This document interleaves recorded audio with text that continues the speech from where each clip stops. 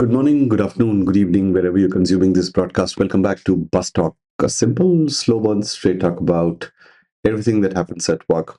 Try to break down all the mumbo jumbo and the fluff stuff that goes around and pick up some everyday issues and bring it down in front of you. There are no prescriptions, there are no one, two, three top things to do. And if you're still listening to this and if this is what floats your boat, then you have tuned into the right show. My friends, my name is Ian, and I'm going to walk you through the top learnings for the year 2025. So stick around till the end if you wish to. There will be lots of insights through the course of this episode. Before I dive into the whole list of learnings, this one particular point stands out, and I wanted to bring it up right up front because I think most of you will resonate with that, irrespective of whatever career stage that you're in. It's about LinkedIn and jobs. Now, reference to context to this is I put up a request for a hiring request to hire somebody, and I put in to try to make the job description as engaging as possible. Try to put in some fine points and fine prints, and the instructions were very clear. But here's the summary of my learnings from that job post on LinkedIn. Common things expected, lots of people applied. Common things expected, lot of people did not read the job description. So, friends, if you're applying for a job, the least you could do is read the entire job description, not just the top two lines, not just the bottom one or two lines. Read the entire job description, internalize it, visualize yourself. A great way to do that is visualize yourself in the role on Monday, and say, if I were to execute this without any further instructions, would I be able to do it? Not from a visual standpoint, of course, I could fly a rocket to the moon, but what have you done? You've just ridden a bike so far. And so, what has to be realistic when you even wishing yourself ahead, right? And so, while reading the job descriptions, one of the things is to visualize that how successful will you be if you land the job, and that's your for your own internal consumption. You don't need to say it out loud to anybody else. But what I found out was people don't read the job description. And something as simple as I was asking for CX, which is customer experience, people thought, do you have experience talking to CXOs? Which tells me they did not read the job description. Of course, talking to a C-level executive is part of say, a sales leadership role. But I was specifically asking for a CX, customer experience professional, right? Customer success, customer management, what have you. That was surprising that despite having mentioned this very clearly, people did. And this is just not the only part. People have also not read the basic requirements. I said people specifically need to be from a specific vertical, in this case, telco vertical, and so on and so forth, or having sold some of the contact center experiences and so on and so forth. Surprising thing was people did not pay heed to that. There is a set of people who believe that, so what, I can still do it. There were a set of people who said, yes, I've done something else, but this doesn't seem so difficult. Of course, I can do it. Friends, this is not to undermine you. This is not to disrespect you. This is not to doubt your ability or intelligence. All a hiring manager or a job post is trying to say is, we have a bunch of people who are doing this right now, and we're trying to see how close or how far you are to the given role. And so the idea is to see if there is a specific requirement, to see, can you bring out that specificity from your previous work X. And if you do not have it, call it out in the cover note. 95% of them did not have a cover note. Some who did had a chat GPT summary of the cover note. One can make out very easily that what is a text, AI generated text, and what is a personalized text. And I'm a bit divided about it. On one hand, is it completely wrong to do a chat GPT or AI summary? I don't think so. But probably being an old school leader, I would have preferred a personal, even if it is like a four-liner. There's an essence of the human touch, at least matters a little bit to me. That was missing. Like you really spent time taking the job description seriously, understanding the nuances seriously. That was completely missing.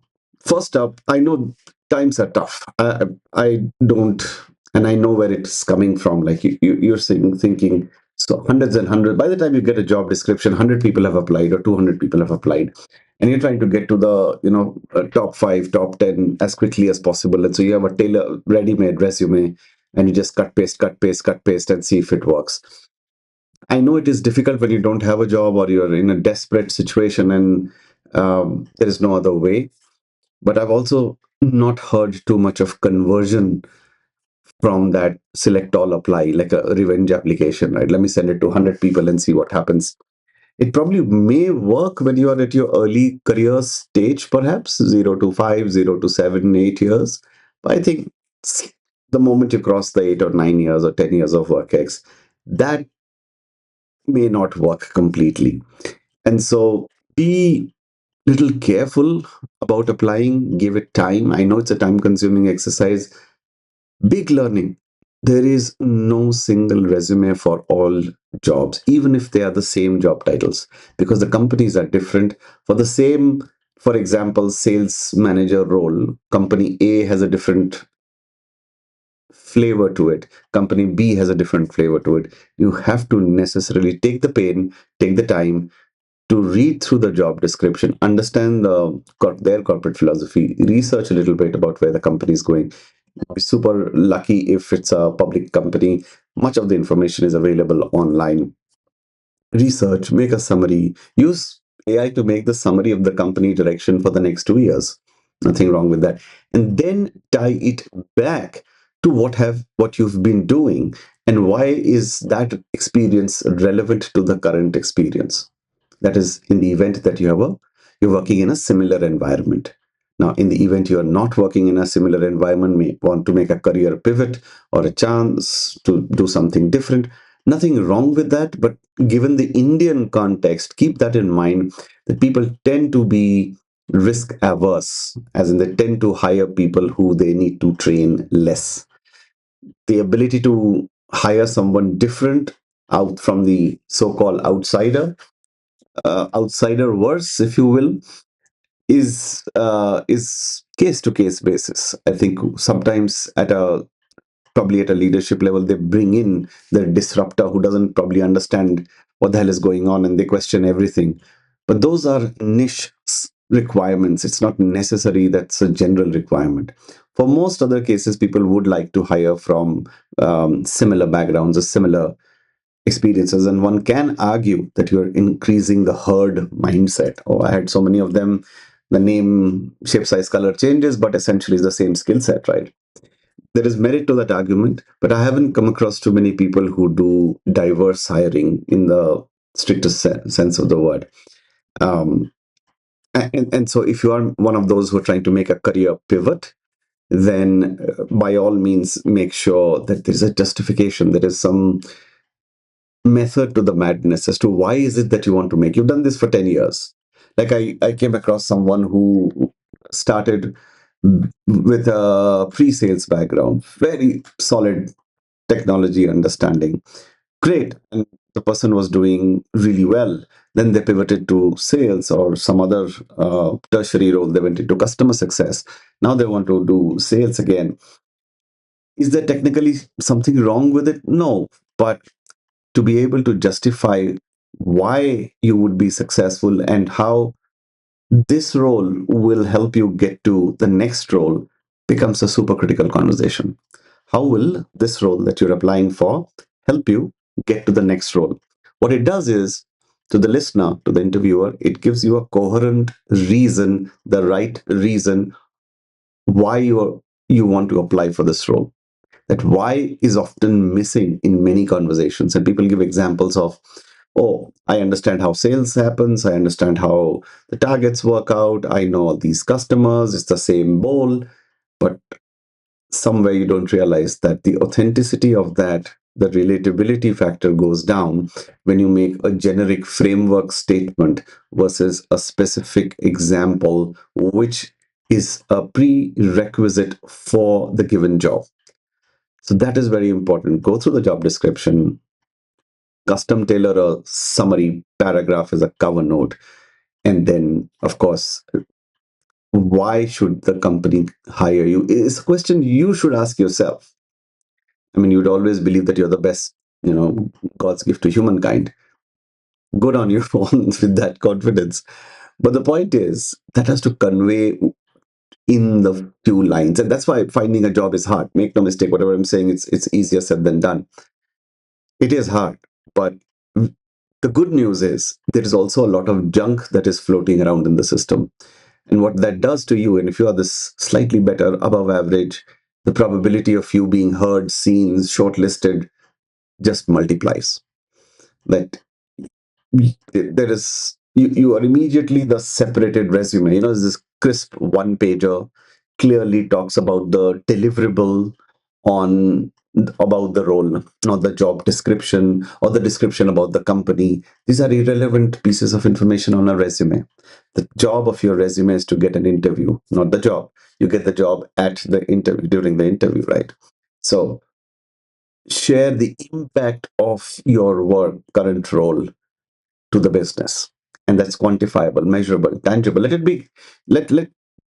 be questioned. That's what you want. Like, you write in your resume, I delivered 32% YOY for 2 consecutive years. Now that's a big tall claim. Now the person is thinking in their minds, well, the market is growing at 20-25%. How is this person doing 32%? Well, that's exactly where you want that person to be. They will then ask you at the interview, well, you make this claim, can you substantiate it? Why this? Why 32 and why not 52, or why not 22? What did you do differently? And that's your opportunity to seal the deal right there, because you've written that with a purpose and you want the conversation to steer to that. Now you've got him or her at that point. That's when you have to deliver the killer punch. That's where you have to nail the job right then, right there. And if you do not have such an impact, then do not make such big, tall claims. Make it more. But it cannot be generic English or job definition. In my role as a sales manager, I was selling more software. Yeah, okay, we know that. So the specificity, and it need not be a paragraph, just a one-liner is good enough, and two-liners are good enough. I'll give you that there are lots of old school hiring managers as well who probably want to see a three-pager.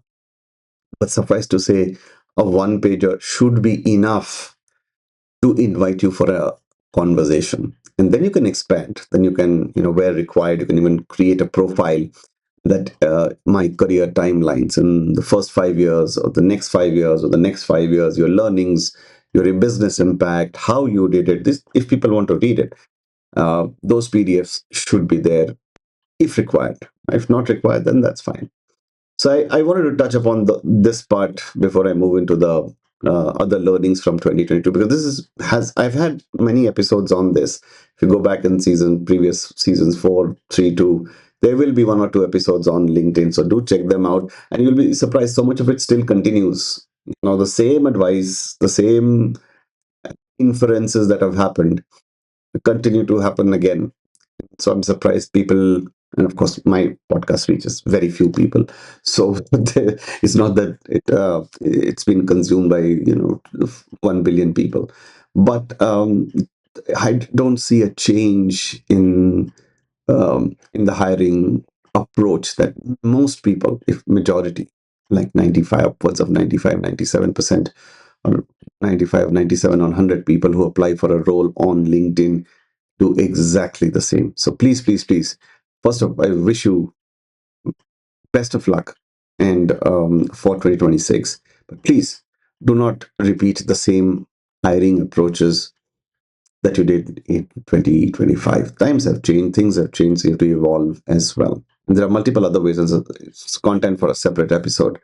Uh, do leave me a message if you do need help. I'm happy to sit with you, talk with you, brainstorm with you. Like I said, there are no prescriptions, right? Something what I share right now is very generic. It may be applicable to you, it may not be. So if you want to go a little more specific, then I'm happy to hear you out and see how else you can. Nobody can guarantee anybody a job, but as leaders, I think we can always point you in the right direction, because we have the advantage of hindsight. And hindsight is 2020. Like, we have crossed this journey, so we look, oh, these are the mistakes I made. Request you to consider that, and some of those situations don't exist, and some of them continue to be. In this case, 80% or 90% of the same situations continue to be. And so if you feel comfortable, drop me a note, message. You know where to reach me. You can reach me on LinkedIn, Ayanban, that's Ayanban. Or you can reach me on, leave a voice message in the section below. You can leave a comment below, whatever. And if you want to be part of the BasTalk WhatsApp group or Telegram group, leave me your number on LinkedIn and seek your consent. If you are okay, only then I will share some of the content and we can discuss there. But like I said, if everything's sorted for you, if it's working for you, so be it. In fact, it would be lovely to hear you, very keen to hear if some things have worked out for you, and you want to share it with others, that'd be great too. So I'm happy to give a shout out, discuss, talk, whatever. So yeah, that was on my mind, and it was a consistent theme throughout, not just 2025, but throughout many years. So, what are the learnings? 2025 just zipped by. I think we said the same thing last year and the year before, and so on. So, probably not the pandemic years, perhaps. Um, but here are the top learnings, at least for me, and see if you can resonate, if you can identify, you can relate. Number one, being busy is not being productive, right? Long calendars, endless meetings, and late nights don't always translate to outcomes. So focus on the work and beat the frenetic nature. I know it's crazy. I know there is deadlines. So essentially, the time consumption, division, utilization per work or per activity is to be super tight. But if you're working those tight schedules, it is important to cut out the flab, cut out the unnecessary fluff, and stick to the point so that you find some time even in this packed schedule. Because if you're too tight, like back to back, what happens is that's intensity will drop, because this is sustaining this level of intensity is very difficult. Intensity drops, inefficiency increases. And so you have to pace yourself in such a way that you don't seem to be so busy all the time. Like, whenever the common phrase attached or associated with you is, oh, look, she's super busy. Oh, look, he's super busy. No, you don't need to pretend to be busy. When you are busy, and when you're not, and learn to manage the time in such a way that you do get to chill out as well. And there is no prescription to that. So it is person to person, job to job, profile to profile. But I kid you not, when I say, is there room to tighten your time management? Answer is yes. And so you will find yourself being consistently more productive if you balance the gaps in between to recharge, rejuvenate well. Next, titles matter less than influence. Authority came from credibility, not from designation. I'll say that again. Authority came from credibility, not designation. The most impactful people were those who solved problems quietly. We live in a day and age where you have to toot your own horn, blow the trumpet, or whatever phrase you want to use. It is required to package the content, no two ways about it, but you don't need to put it on a loudspeaker. Get the work done. Of course, you need to highlight it in a subtle way, in a smart way, but to go overboard in doing that often backfires on your credibility, and it often diminishes the good work or the hard work that has happened. So balance yourself with it. And of course, try this exercise. Introduce yourself in many settings, including sometimes even the professional settings as well, where you introduce yourself more than what your job title says. right? You could be the director marketing, manager finance, what have you, but there's a little more. So you could talk about the business impact that your department brings to the business. I help, I facilitate, I impart, energize, I whatever. Or we collectively do this. It's a nice, refreshing take. It's a little more than saying I am VP of sales or whatever, VP of business development, right? Yeah, you're a little more than that. And clearly, in a personal setting, for sure. In fact, just the other day at a coffee place, probably I was having one of the crabby moments, if you will. The person says, "Hey, so what do you do?" Said, "I currently am overthinking." I don't know why I said that. Somewhere I probably must have upset the person. He probably was just trying to do a icebreaker conversation. What do you do? Where do you work? And stuff like that. And it's probably not in the right frame of mind, I guess. So now I'm generally overthinking. So the person didn't have, I don't know what to respond to this, and to an awkward laughter and all that. But hey, don't do that. But I'm just saying, even in social settings, you're a little more than your job title, right? So have that pleasant conversation and try and introduce yourself slightly differently. Next, hybrid work is here to stay. Culture isn't automatic. What I mean by that, flexibility is increased, but belongingness has weakened. The teams that invested in communication, proper communication, connections thrived versus those who just treated as an activity did not. Traffic in any city, and I know Bangalore cops the blame in most cases, not just in India, probably even globally, uh, to a fair extent.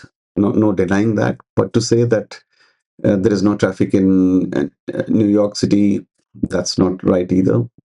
Anyone try crossing Fifth Avenue on a Monday morning, and you will know that life isn't very simple.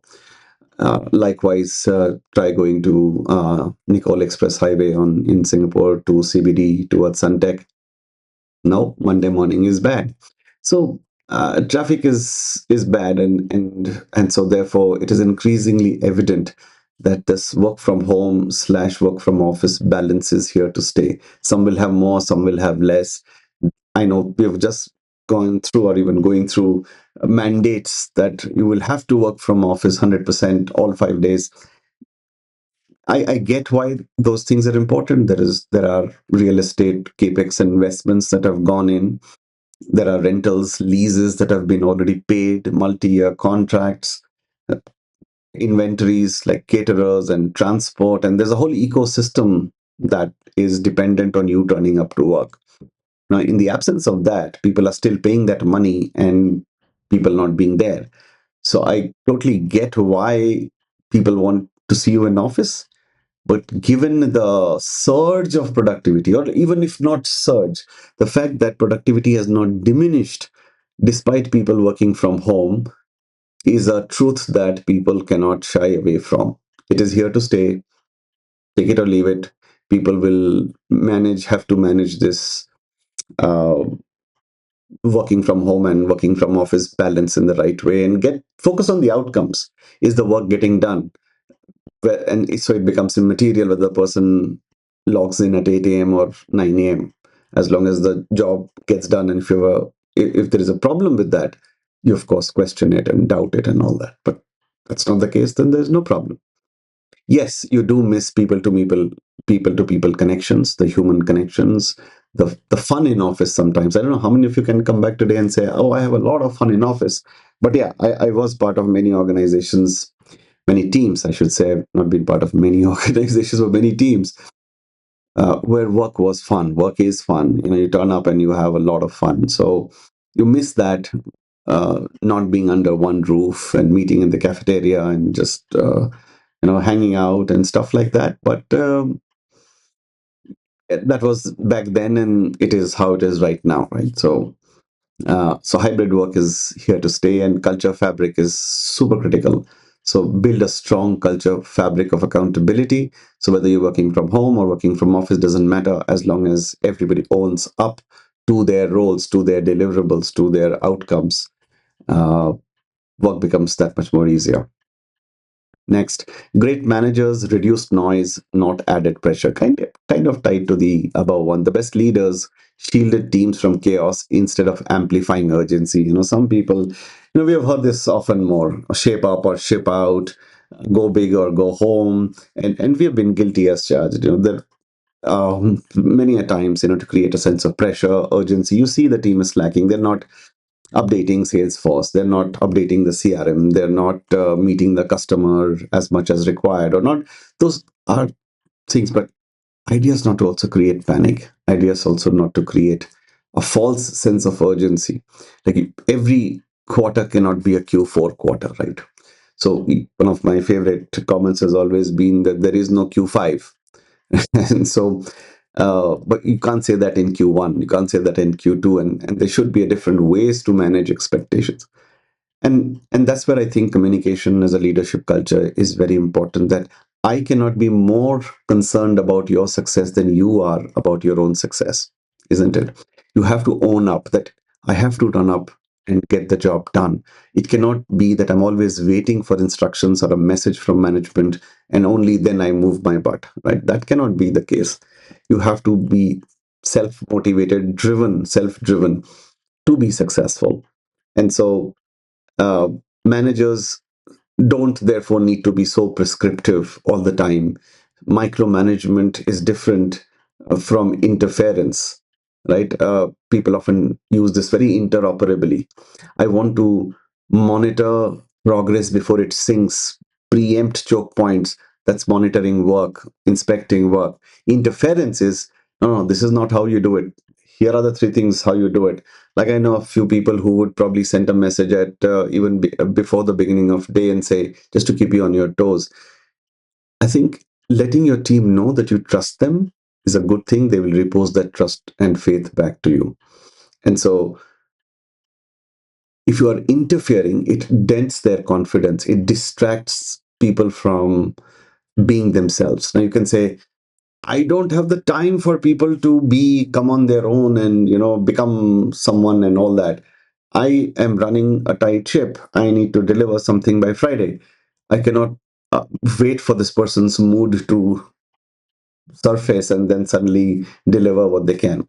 But I'll say this to you: all five fingers are not same. So if you are using the same yardstick for all five, you've basically created a robot army, clone army. What you need is five Jedis. You don't need 5,000 clones, in which case you won't be required as a leader, right? The job will get done. Right? It's because people are different. Somebody is good at something, they're not good at something else. And so this mix and match, somebody may need that push and somebody needs the pull. Say, okay, let this person be alone. So understanding, spend time understanding how to de-bottleneck, how to remove yourself. If you are if people fear talking to you, opening up to you, unfree, unfreeze, relax. And so even when you when the going gets good, everybody's relaxed or there's fun and laughter. But when things are tight, remaining calm and still finding some sense of humor in between that, it's normal. It's okay to have a bad day too. You're a leader. You can have a bad day. You have a mood swing. You're annoyed, irritated, or frustrated on something. It's okay. But those have to be in control. As a leader, you have to compress that. You cannot let it rip, and then people are just terrified of you. That's not what it is. So great managers reduce noise, don't add to the pressure. This big misnomer that people say, I thrive under pressure. I've seen more people break under pressure. They crack under pressure. Let people free their mind and see the best work coming your way. Great sales, this is to do with sales. Sales became more consultative and less aggressive. Customers rewarded clarity and honesty over pressure tactics. Oh, absolutely. What has happened is sometimes people just beat around the bush and go very textbook and very scriptish. What what I observed, that a lot of customers just opened up and said, yeah, that's what I really wanted to. I know that no solution is 10 on 10 perfect. Even if I got like a 8 on 10 or a 9 on 10, I'm good to go. But be honest about it, be upfront about it. Can't say the same about all the procurement folks, though. Procurement folks, their KPI is to always come down heavily, they're almost detached to the business. That's my role. My KPI is to reduce the spend. Um, and while that is absolutely right, that's what they should do, but I also came across a lot of procurement folks who understood the business a lot better than some of their predecessors or some of the other people did in the previous years. Now they understand by reducing cost also compromises quality, which means it increases vulnerability. And so then you realize that what you're trying to save actually gets spent more in crisis management in 6 months' time. And so they cannot detach themselves. You can put the finger plenty. Oh, IT said only this much. You told me to reduce price, so I reduced cost. If what stops me? If you want to pay more money for security, go ahead and pay. I never said no. So it goes around the finger pointing and blame game. So don't get into that blame game circle. Together as a management, get together and say what is acceptable, what is compromised by less quantity, less price. There will never be a situation, it is highly unlikely globally, anything cheap is never going to be best. I mean, it's a misnomer to you have a right to demand a better deal, nothing wrong with that, but cheap seldom becomes best. That is a reason why it is cheap, right? So don't ask for cheap stuff. If you're running a high quality business, high class business, why have cheap components in it? Beats me. um Top performers can still be culture risk. Oh, this is a great learning. Results without empathy damaged morale faster than missed targets. Oh, absolutely.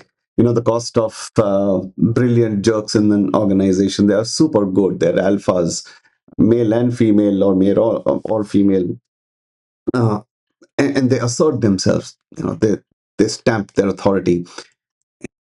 While that is the good part, the bad part is they don't really care or are sensitized to the impact of that on others.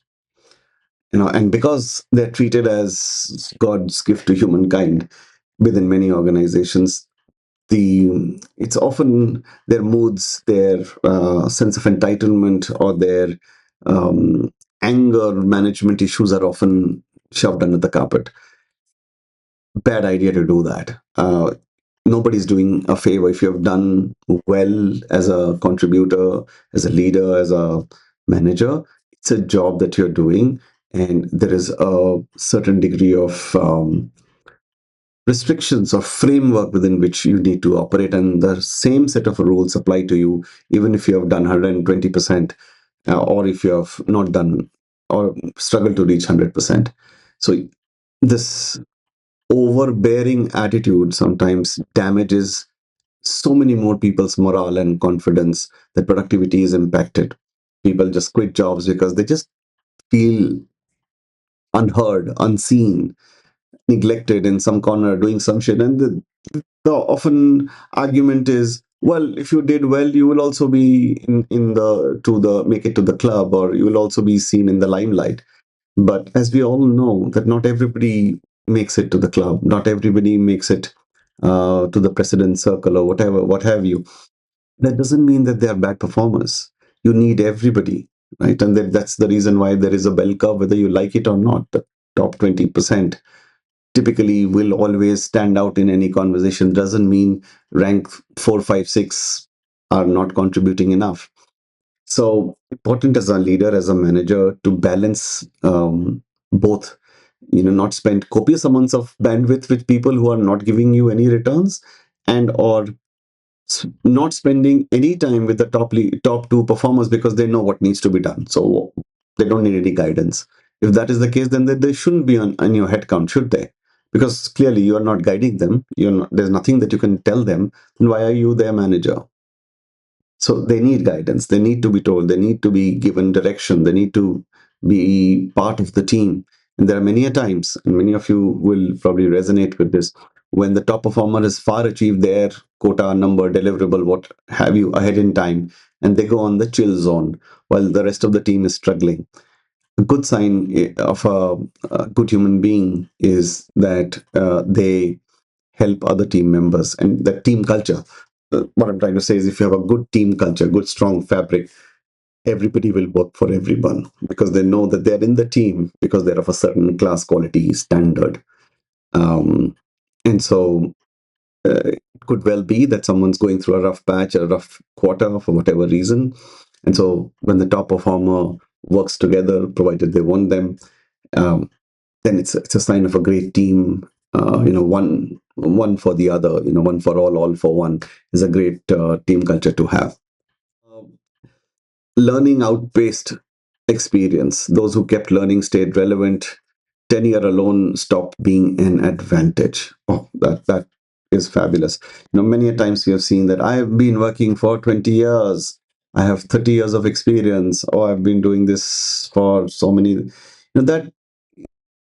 That used to be your message to the world, that you are the subject matter expert. But as it turns out, there are many people who don't have that kind of exposure, experience, or the longevity, but they're very high on ability. Their ability, because they have the advantage of knowledge. So, they almost like skipped a generation of difficulty that normally people go through the crests and troughs. You made a mistake, you fell into the ditch, you dug yourself out. Now you are a smarter, evolved professional. The advantage of people reaching that later is the knowledge or historical data that is available, that, oh, if I go this way, then I fall into this ditch. So let me take a detour or skip over it. And so they skip a generation, and so their ability is accentuated. It's accelerated by the time they get there. So you might be surprised, like, wow, the person is just about 10 years, 12 years, but look at the vocabulary, look at the maturity that they bring to the table is fantastic, right? And so you're like, wow, I wish I could have done that. But when you were doing that, a lot of the stuff was not there, right? And so it was the first time for you. So don't be too hard on yourself on that. But to think that longevity, or the number of years of experience, is the only currency is a misnomer, right? So your ability or someone's ability to deliver a complex task, something that you have learned out of experience, has to be appreciated as well. Next, burnout is a leadership issue, not a personal failure. Workload design, unrealistic expectations were the real culprits. Very tied to the time management issue. Great managers need to reduce noise. All these are interconnected. So burnout is very, very real. Burnout is real at a leadership level. Burnout is very real at a individual contributor level. There is pressure, and if some don't take it too well. And so, um, at least as leaders, I would want to depressurize the compartment, as it were, and say, let's do our best work in a depressurized environment.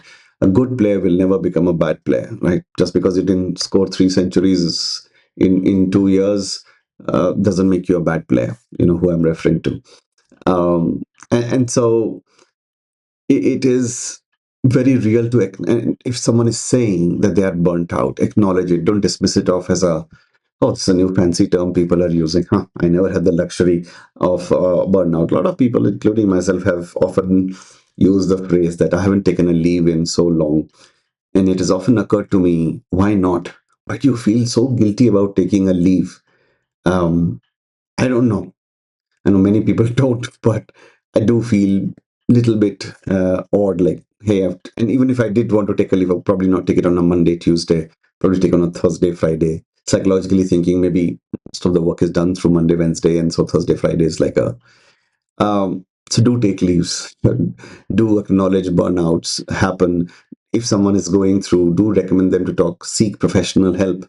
Yes, they need professional help. It's not like a, let me pep them up. Let's go to the bar, have a nice beer, and you'll forget about it. No, don't take it lightly. It is a little more deeper than that. It's a little more psychological than that, and it needs professional intervention. And so, if you know people who can be of help, please seek help. Don't try to solve everything by yourselves. Career growth is no longer linear. Side moves, pauses, reinventions become normal and necessary. Absolutely, what we have done so far is not how we are going to do it moving ahead. So many new careers are going to emerge. I think constantly challenging to learn something new will keep you focused and engaged. I know there's an element of energy, or the lack of energy to learn something new is a little higher as you grow older. I think you pick up stuff faster when you are, say, at the 10-year mark, 11-year mark, and you've done this something for 10 years, and then suddenly you are introduced to something new. And you're like, oh, AI is here to stay. And so, oh, now I need to learn agentic. Oh, after agentic, I need to probably learn how to do prompt engineering. Oh, that'll go away soon too. So I have to start thinking of AGI and probably super intelligence in a few years' time.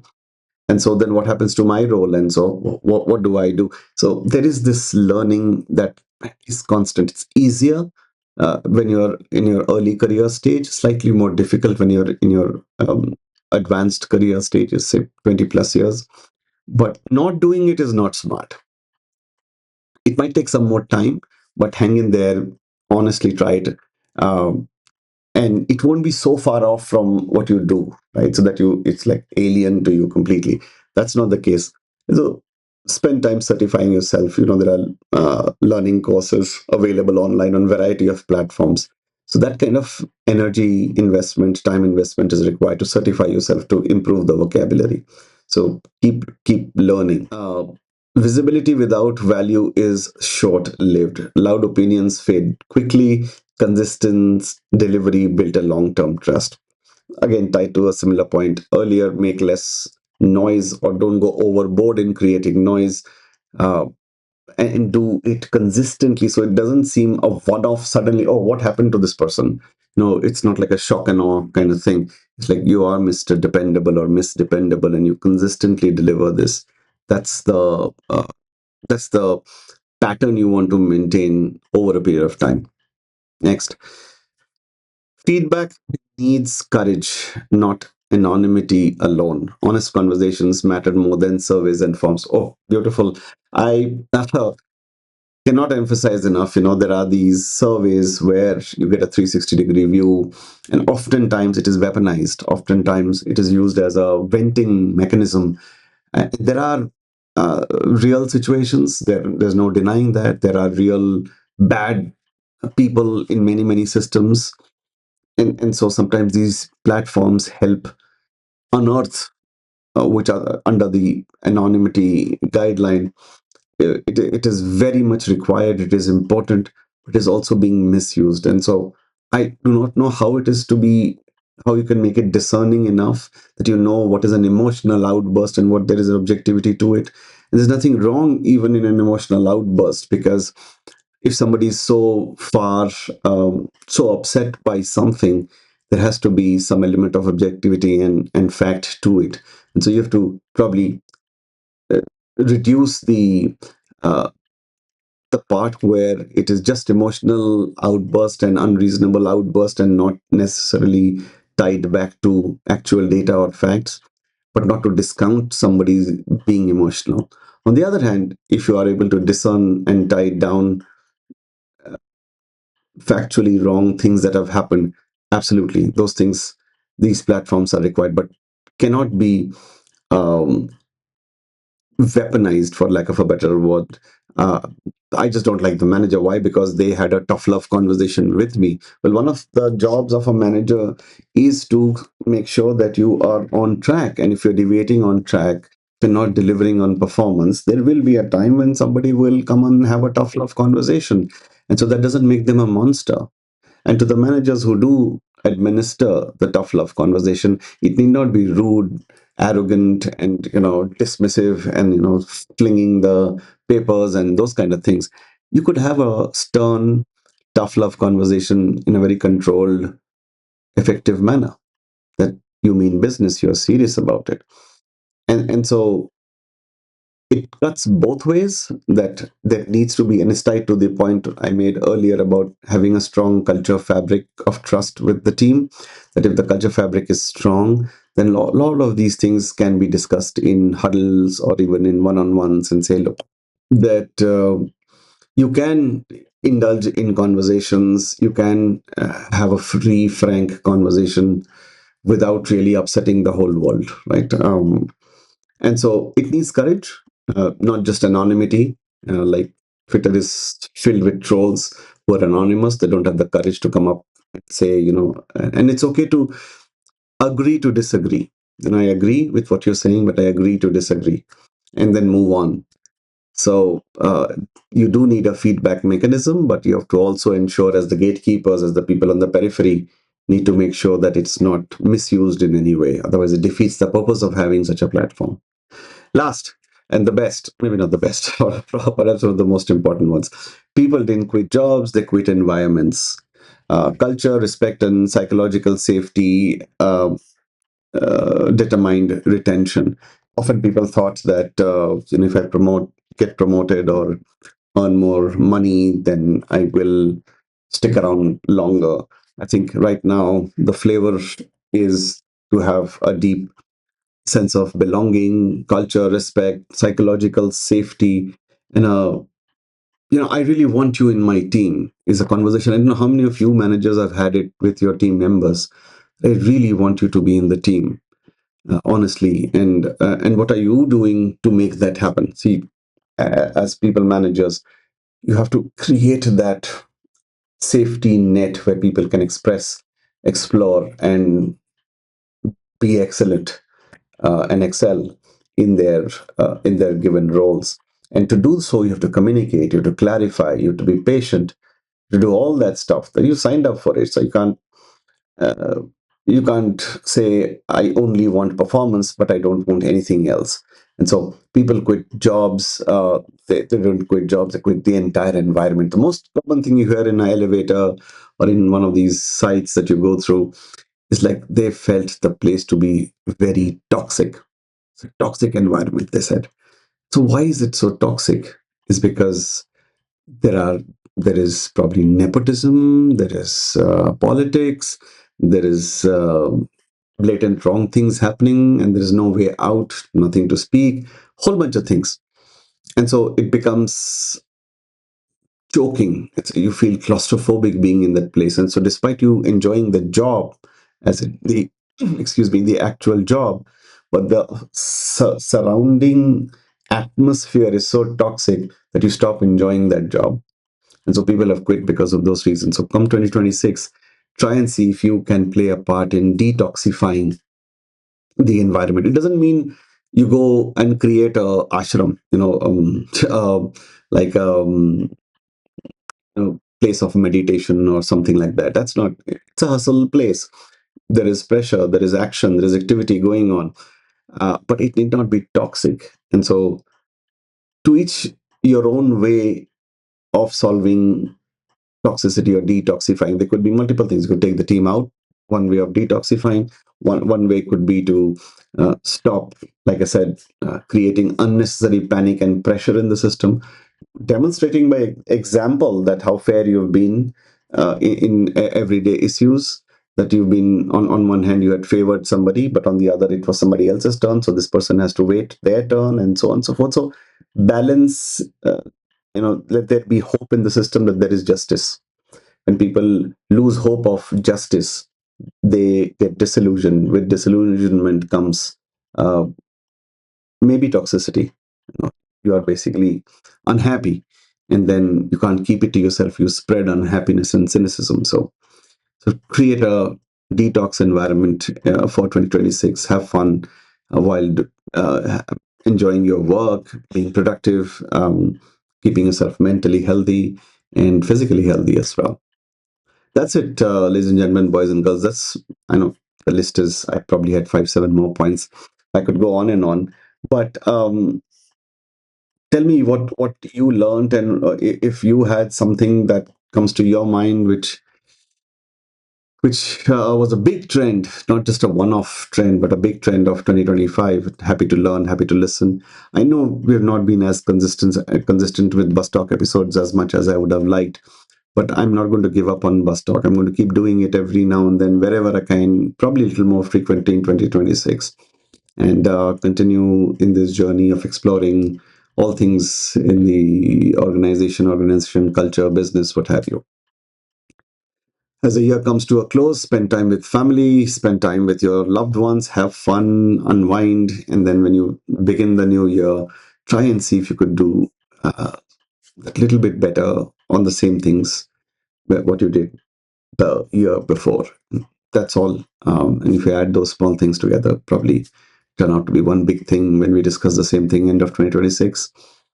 hopefully we will have a different list end of 2026. So with that, wish you a very happy, very safe, very healthy, and successful 2026. Happy. Well, that's all the time I had for this week. Ladies and gentlemen, boys and girls, you know where to reach me. Do leave me a voicemail, or you can go to my website, www.bustalk.in. That's BASTALK.in. There is a place to leave a voice message or a comment if you want. So kind, if you like the content so far in the year, request you to please leave an update, leave a review. Bouquets and brickbats both welcome. On Apple Podcasts, we just go to Apple, search for Bus Talk, and you will see you can review the podcast there. Uh, Please do share with those who care. We are trying to build a tribe of people who have long attention spans. I know hard to find, but you know who you are, and so do share with those people. And so you can also reach me on LinkedIn in IN/IronBan, and on platform X, that's AAYANISMS, Ionisms. So until we meet the next time, stay well, stay safe. Have a great new year. My name is Ian, and you are listening to Bus Talk. Peace out.